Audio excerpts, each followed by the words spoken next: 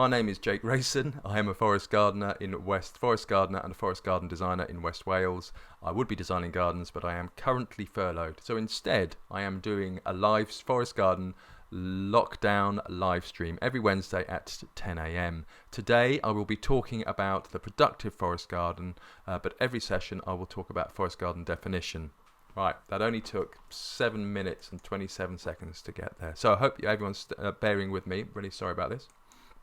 So forest garden definition, the reason for it is because of the ecological and climate emergency, absolutely massive, and it's not being reported. It's gone beyond a joke, really. If you look at the scientific evidence of an ecological collapse, it is imminent.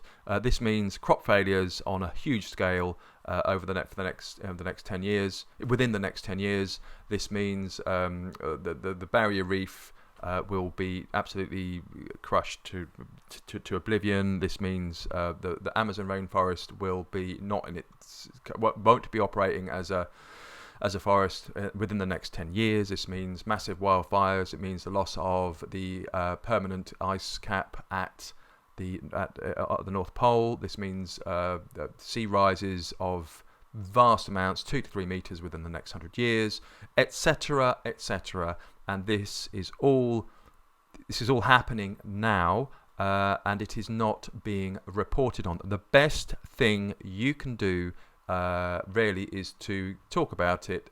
There is plenty of stuff out there, and put pressure on people to publicize it, to actually address the issues, because this is something which is kind of, it's the biggest thing affecting everybody. And as we've seen from the coronavirus, we really do need to address these problems and not pretend that they're not happening. Part of this, I don't have much faith in established power structures, established governments to address these issues. We really need to have a Green New Deal, switch over to renewables, and to have a new national grid infrastructure, and to focus all our energies on insulating houses, reducing our carbon footprint, increasing local resilience, etc., etc. But this isn't happening. So this needs to happen if we're going to deal with the consequences, as we are currently dealing with the consequences of the climate emergency. So in West Wales, and I'm sure this is pretty much the same across, possibly most of the UK. I'm not too sure. We have had 2 days worth of rain in 2 months of April and May, and that is absolutely, that's kind of unheard of. I'm now rationing the water for the polytunnel, which is it's bonkers. It's really bonkers. I am seriously considering building a reservoir for watering the polytunnel. So it's absolutely crazy. So part of that is to grow a forest garden, so that we are ready for change, that we prepare ourselves. And when people say, "Oh, this is all this is all a bit lovey-dovey, hippie, squeeze a tree, and all the rest of it." But no, this is practical. This is actually providing food for people. And again, as we've seen with the coronavirus, with the coronavirus pandemic, local resilient food supplies are essential, and that means growing it for yourself, even if you're not growing, even if you can't get it to your local government and the national government to realise what an emergency we're in. So that's pretty ranty, but it's not particularly radical. It's not, this is scientific. It's the information is out there. This is scientists who are saying this. But anyway, for 56, no mention of the lack of rain in the mainstream media. There's absolutely no discussion whatsoever. Now, what I would say is there's to help disseminate the information. If you are on Twitter, there's a chap called Climate Ben. I'll try and put it in the chat. Climate Ben. He's worth following, just to kind of promote the message, and he started putting pressure onto mainstream media, and he's kind of including mainstream journalists and saying, please talk about this imminent ecological collapse. So this is what we need to do. we need to kind of build local resilience. Part of that process is to grow your own forest garden. And when you're growing a forest garden, you're not growing it just for yourself. You are growing it for your family and future generations, the people who come after you, and they will thank you. No one's really going to thank you a vast amount in the short term, but it really, really is of pressing importance that we get a move on and that we get some momentum behind this and we make it a thing that people are doing, is kind of growing crops and growing forest gardens. Here comes the 4-year-old again. Excuse me 1 second. I'm just going to mute them. Oh, right. Out you go. Mads. Yeah. 1 second. Right, Mads, I'm busy. I'm right in the middle.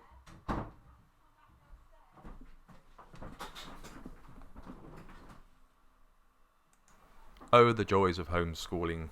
There we go. Right, so that's enough for me ranting about why, in a radical sort of way. Definition of a forest garden. When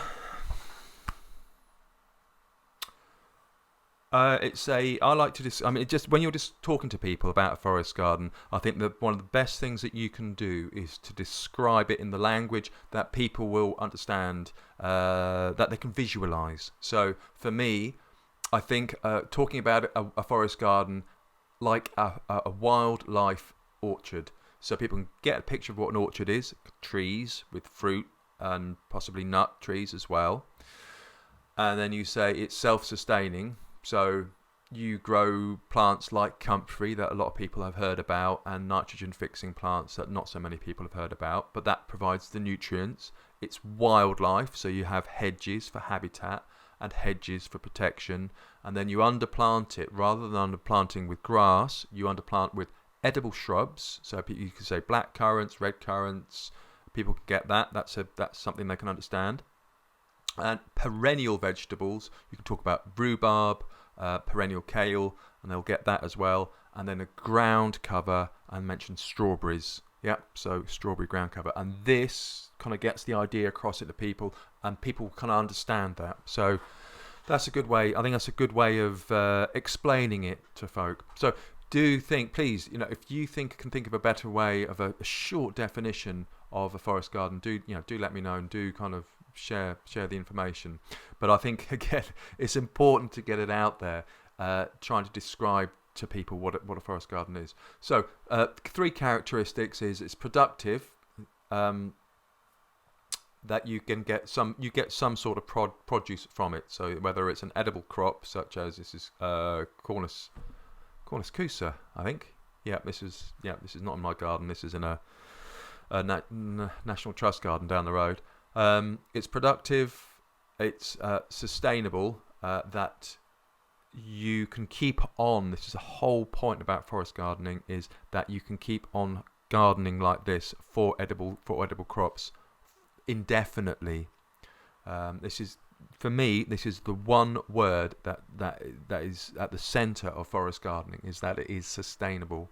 And a kind of almost like a byproduct, it's low maintenance. That once a forest garden is established, then it's really, really low maintenance.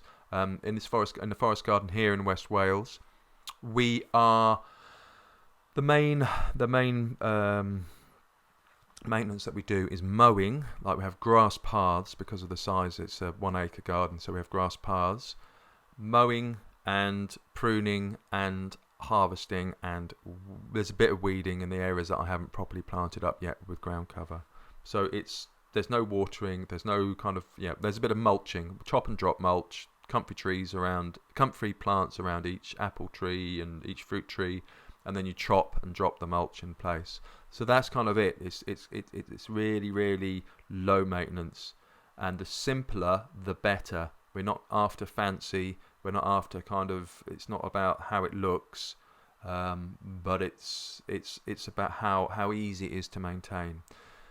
So we've done really well here, I think. I've been trying to, obviously, like everybody, I'm trying to juggle various parts of my life about work and family and everything else. And having a forest garden has been great because it's kind of looking after itself. I've got a lot of weeding to catch up on, I must admit, because I let my eye off the ball last year. But it's a really good kind of it's an easy way to live. Yeah, it's an easy garden to live with. So 5 guidelines: windbreak, windbreaks are essential to protect plants, so you need to have protection. Long term, you want windbreaks on all sides of the forest garden. In the meantime, you can grow a nurse tree, which is a plant like example is Scotch broom, and you plant a nurse tree a couple of meters away from the tree that you want to protect. Or my favourite, you can make dead hedges to protect specific plants or to protect whole areas. And a dead hedge is made up of old bits of branches that you prunings stacked between 2 posts. Spacing is the critical thing, that you are growing trees, you're growing trees, and you want to get the spacing right between the trees, because you measure twice, plant once, but make sure that the final size of the trees is enough that you have a gap between them so that you can get light coming through for the plants underneath. So the spacing is, the simple formula is 1/4 to 1/2 of the average canopy diameter. So 2 4-meter diameter trees, that's 1 to 2 meters gap between them. There's other stuff involved as well, but that's a good rule of thumb. Layers make use of all the available space in the forest garden. So you've got ground cover, you have perennial vegetables, you have shrubs, you have small trees like hazels, then you've got a canopy layer like Italian alders. So you're using all the available space, and climbers and mushrooms and rhizomous crops. So all available space, and across the year as well. So garden in 4 dimensions. And ground cover, easy win. This is alefoot ground ivy. This is really good to use the plants that work well in your situation and get that ground covered. Bare ground in a garden gives me the heebie-jeebies. Nutrients. Finally, you make sure you've got enough nutrients in the garden to supply particularly the heavy cropping cultivated trees and shrubs, but to supply them with enough nutrients. And you do this with comfrey and nitrogen fixing plants like Italian alder, autumn olive, sea buckthorn, members of the pea family, broom. So yeah, those are my kind of 5 guidelines. Always kind of reappraise them throughout the whole process. And a forest garden is a process. It's not like a finished project. It's never finished. You just kind of improve it over time. Okay, that's the end of that one. So let's go on to, the productive forest garden. Okay, so let's just check. Little break.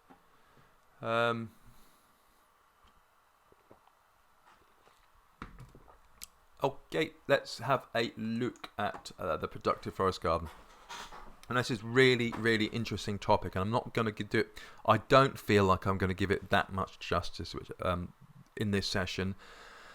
This is a work in progress. So one of the main questions I get about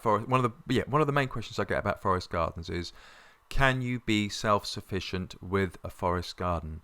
And the answer is a definite yes. But and it's like a transition, really, because the key thing it's what are you doing a forest garden for? For the definition of a forest garden, I always meant to kind of grab the book. Hold on a second. Where's my face gone? Oh, there it is. So for a definition of the forest garden, you are always looking at, as Martin Crawford says in his essential book, Creating a Forest Garden, he says, working with nature to grow edible crops. And that working with nature is at the heart of it, so that you're using natural nutrients and natural cycles and working to encourage predators to deal with any kind of pests in your garden. You're creating a balanced ecosystem. So you are creating a wildlife garden that with stuff in that you can eat. Yep. So where was I with my so I think this is really at the heart. Oh Christ, I've lost my train of thought. This is really at the heart of the whole idea of creating a forest garden, is that the reasons for doing it can be different at different times. Now, I never actually set out to be self-sufficient. I think it's a bit of a not a red herring. It's a kind of an aim that is.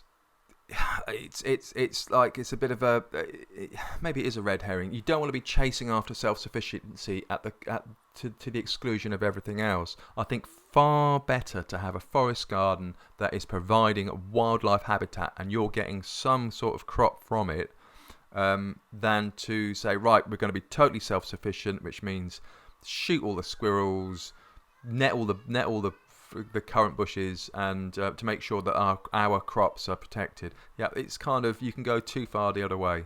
So I think any forest garden is actually is an improvement upon a kind of more traditional garden, that if you are growing edible crops and you are taking care of wildlife, and you are putting plants in specifically for wildlife that serve other purposes, then that is a much better thing. That's the movement. It's not self-sufficiency as the aim. It's an engagement with nature and an engagement with growing your own food.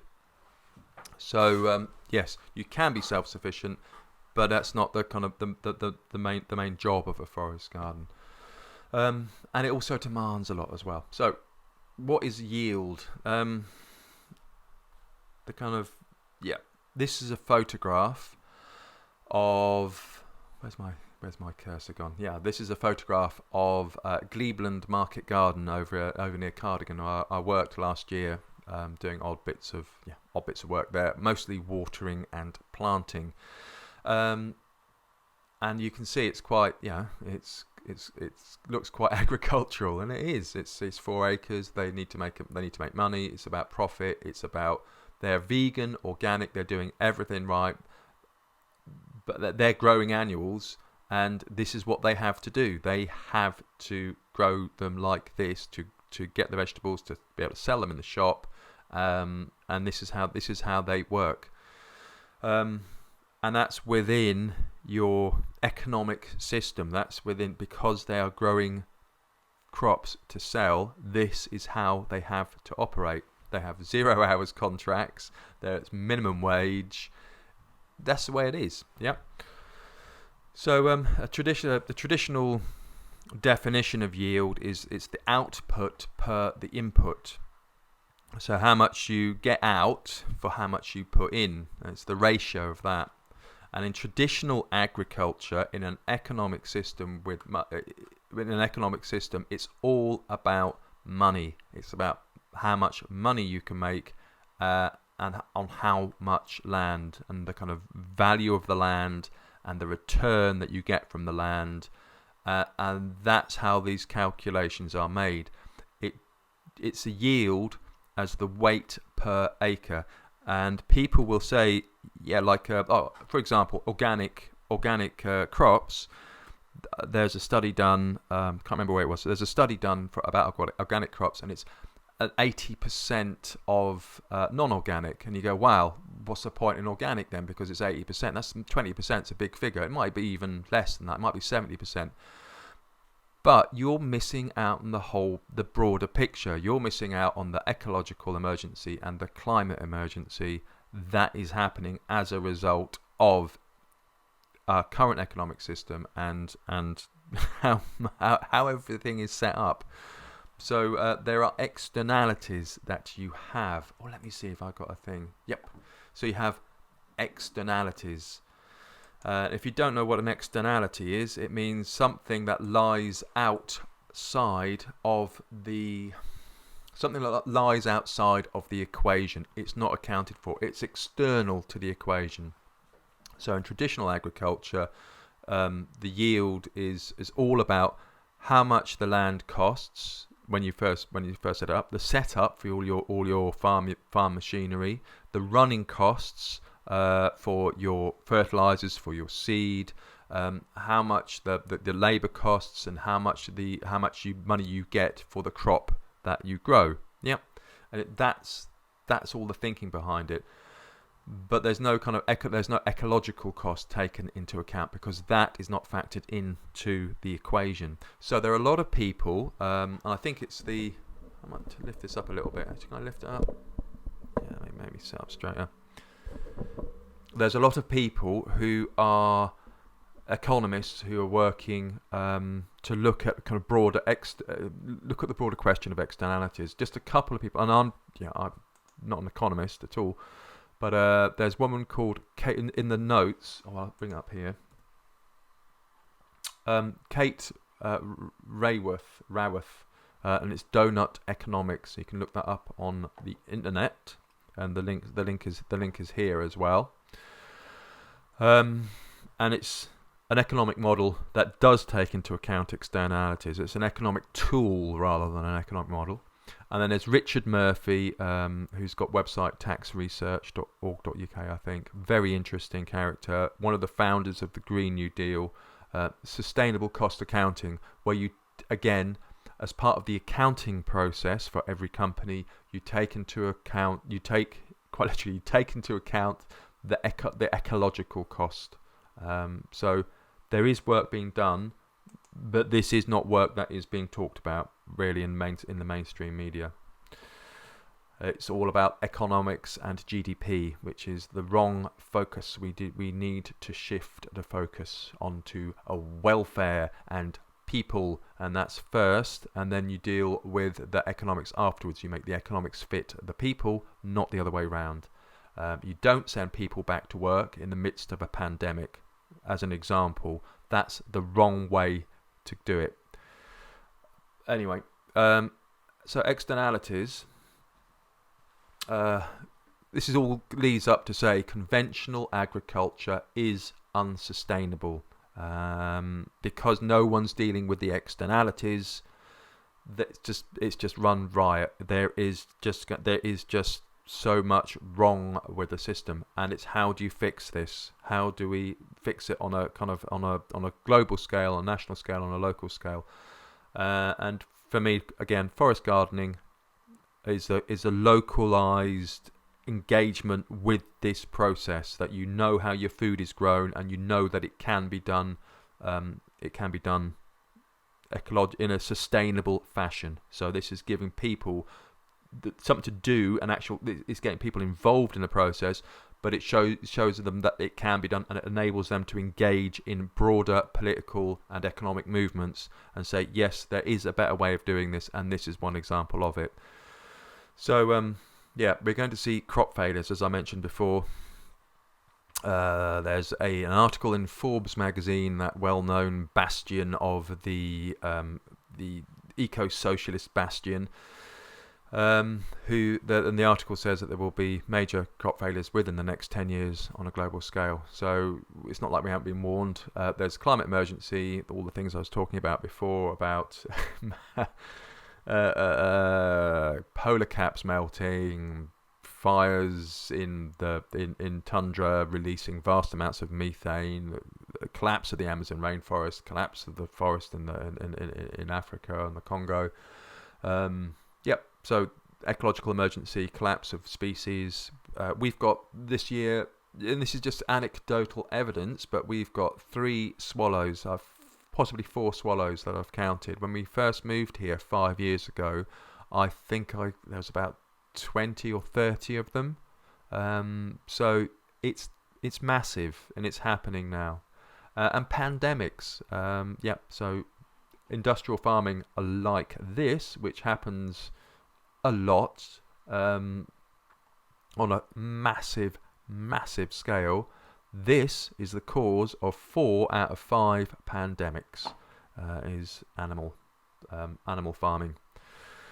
So yes, we need to work with nature. This is an illustration from Martin Crawford's book Creating a Forest Garden, and it just shows you on the left hand side you got the wildness of wild nature, in a kind of cool, temperate sort of way. On the right-hand side, you have arable cultivation, and the further right you go, the more energy you use, the more fragile the crop is, the more carbon that's being produced, and the higher maintenance as well. And just want to point out as well, what you're not seeing on the right-hand side are dairy cows and beef cows, but the dairy cows actually should be hovering just over here. And the reason for that is, it's something like, I don't know, 90% of Amazon rainforest destruction is due to beef farming, because they're growing soya. I think it's 80% of the soya crop in the world goes to feeding livestock. So that's the driver. I really hate to say this, measure energy efficiency. Yeah, the driver is animal farming. We'll come on to that in a second. So what we really need to do when we're looking at productivity, we need to measure energy efficiency. Yeah, we're not looking at the money that goes into it, because you're missing out a whole part of the equation. And a forest garden is actually far more efficient than traditional agriculture. So agroforestry is far more efficient than traditional agriculture, but it's not economically more efficient. That's the difference. Excuse me. So if you look at animal food production, the amount of ratio of energy input to energy output, it's 1 unit of energy in and only 0.8 input energy back. So for every 10 calories that you get from eating meat, on average, it's 8. Hold on. Sorry. Which way round is it? Every 10 calories that you burn to grow crops and to create nitrogen and to grow animals for meat, and for dairy, you're only getting 0.8 calorie back. It's a waste of, quite literally, a waste of energy.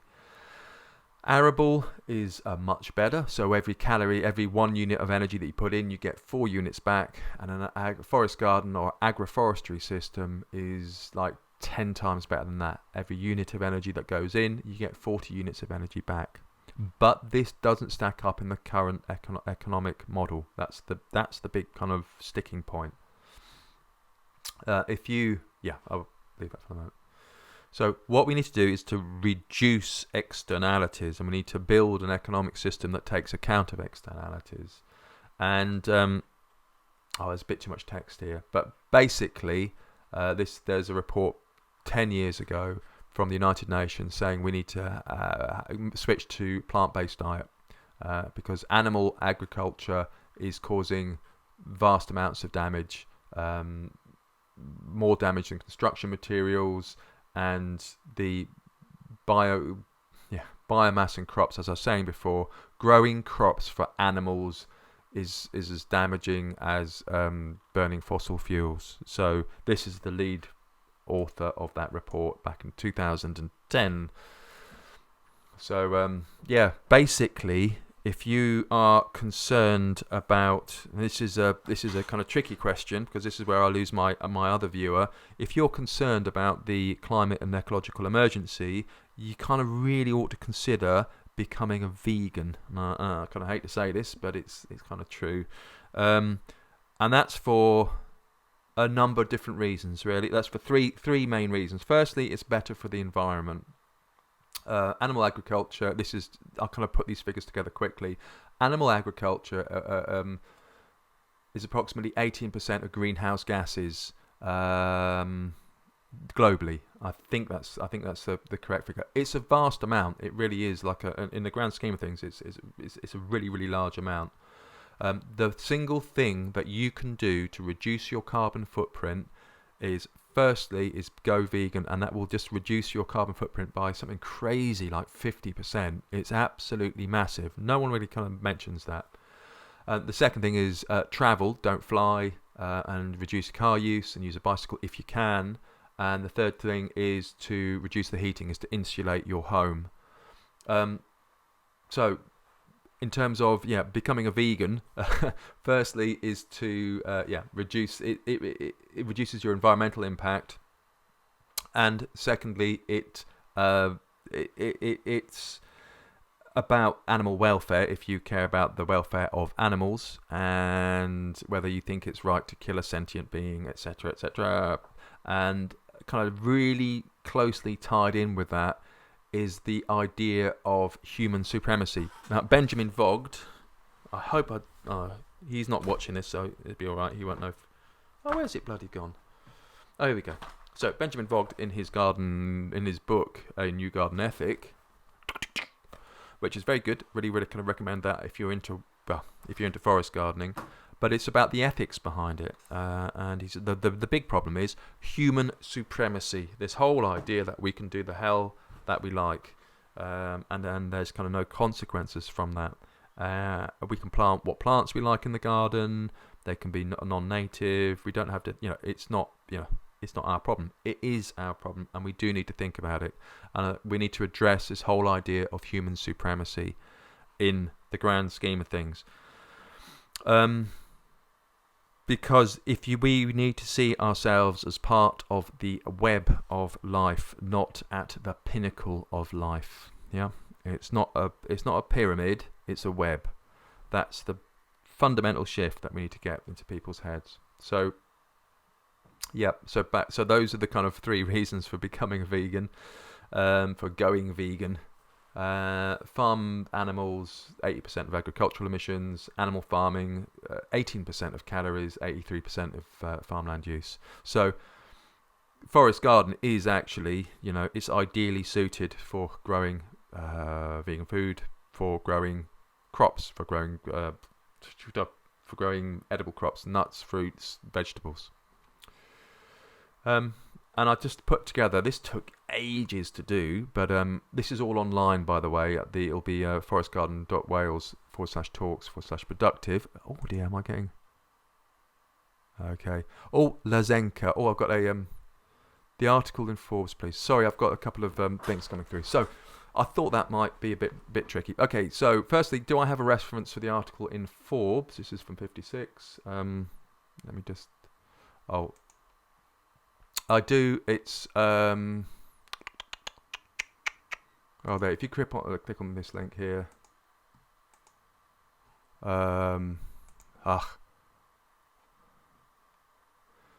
there. Get that link here.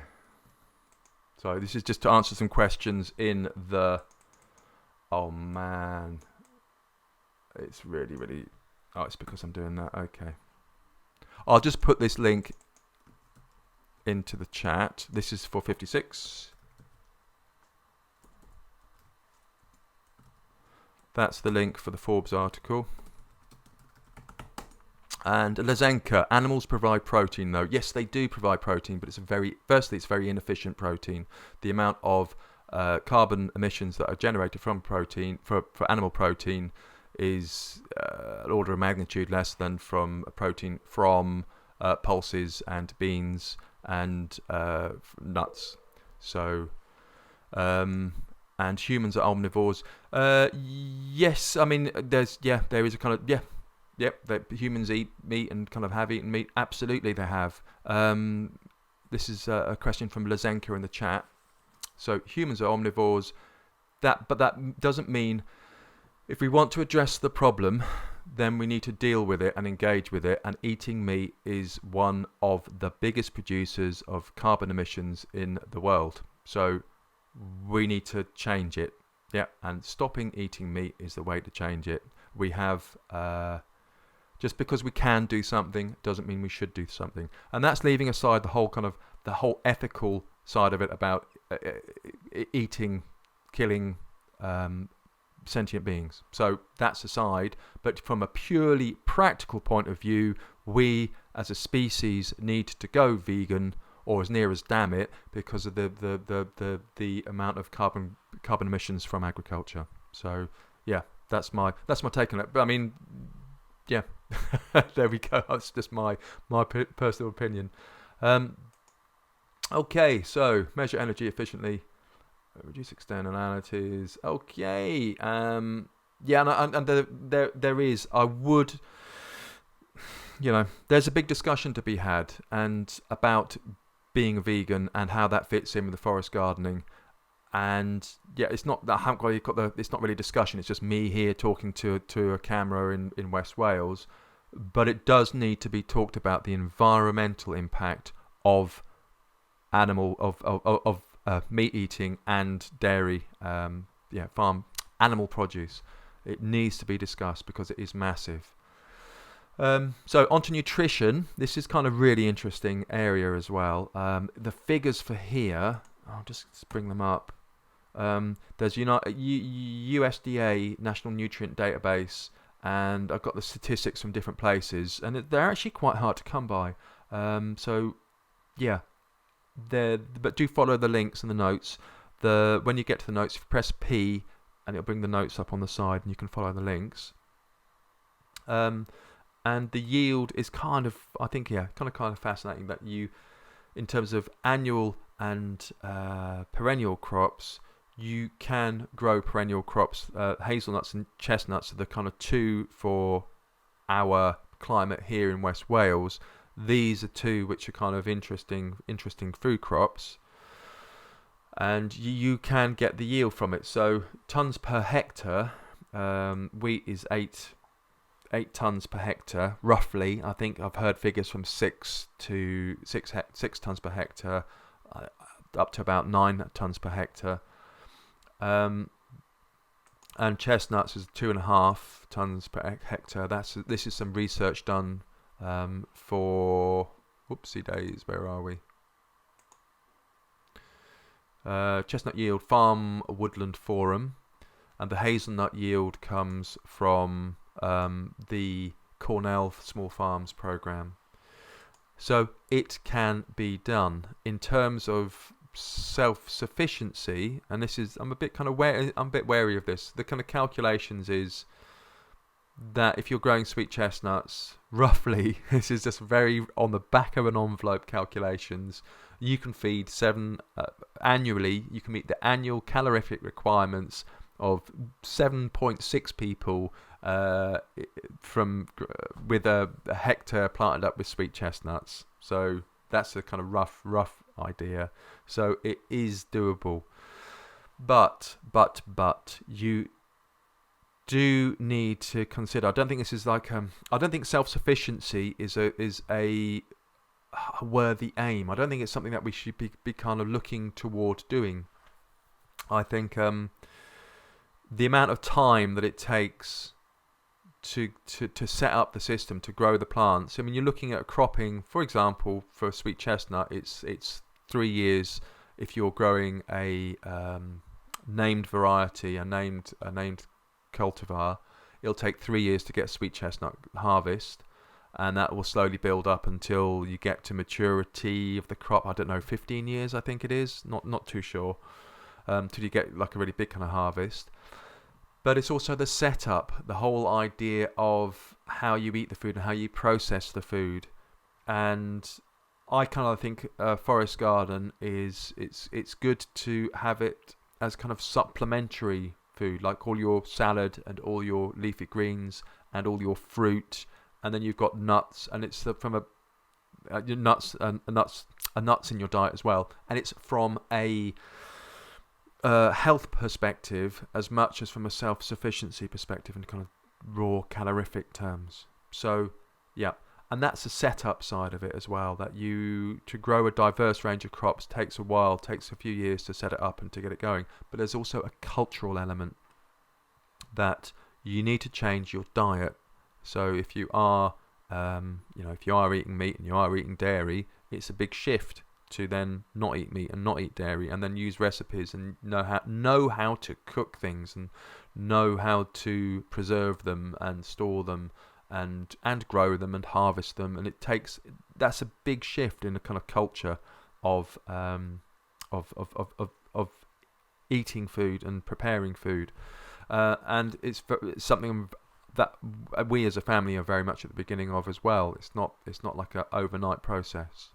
One of the ideas I did have, which came from a Roots and All podcast. There's a woman called Sassy Yasami, who has Eve Apple Press. I think it's down in Sussex, I think. And she goes around with a mobile juicing service.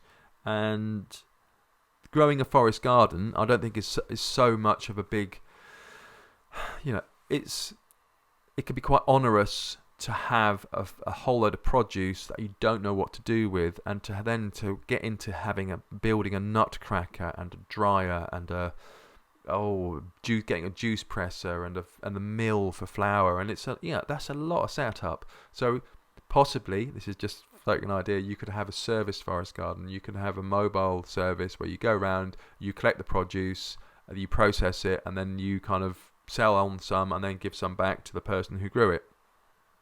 Just putting it out there. And then the other thing is resilience. So at the end of all this, really the key thing about a forest garden is that you are growing crops. You are growing crops locally, and you are building in resilience into a food production system that I think will start to collapse kind of quite dramatically. So and the reason why it's resilient is because you have a diversity of crops. You're growing you're growing plants that are resilient in terms of they need less watering, they don't need so much, they don't need feeding so much, and it's much lower maintenance. And we don't know what's going to happen in terms of the change to the climate and the change to the ecology. So we need to have a diverse harvest and a diverse setup, and a forest garden is exactly that. There is talk that the Gulf Stream will alter course, and so that we are plunged into freezing temperatures, Siberian temperatures, and there'll be like a 15 degrees, I think, change in our climate, kind of very suddenly, or it might not. We don't know. So growing a forest garden is kind of like an insurance policy, but on a local level. Anyway, that's the end. So I hope that was not too controversial, and I hope there's some ideas there. Really, as I said, I want to be developing this, and I'll put it into some kind of more coherent form at some point.